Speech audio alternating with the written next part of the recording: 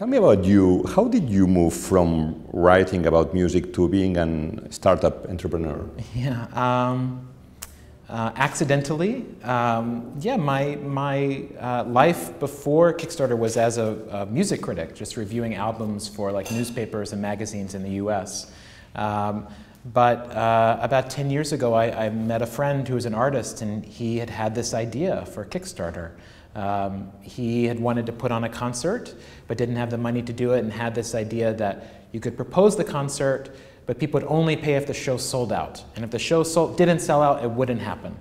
And so he had that idea, but couldn't make it happen. And so he shared it with me, and then we started working on it together, and then with another friend, and then lo and behold, it worked. I think we always believed strongly in the idea, but I don't think we would have expected that we'd be seeing almost $2 billion change hands in this way. Just a few days ago, it was the 5th anniversary of the Beatles yesterday. Do you think that nowadays a group with such talent would have needed a platform like Kickstarter? I mean, do you think that talent success by itself?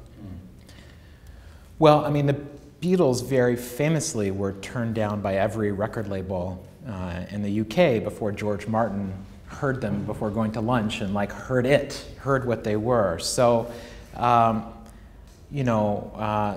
retrospectively, we can recognize all greatness. At the time, it's quite a challenge. But I think that, groups of considerable talent would look at something like Kickstarter as a real option, because there is the unknown of signing your identity and your rights away to a corporate entity as one possibility, signing with a record label, a movie studio, things like that, if you're fortunate enough to even have that opportunity.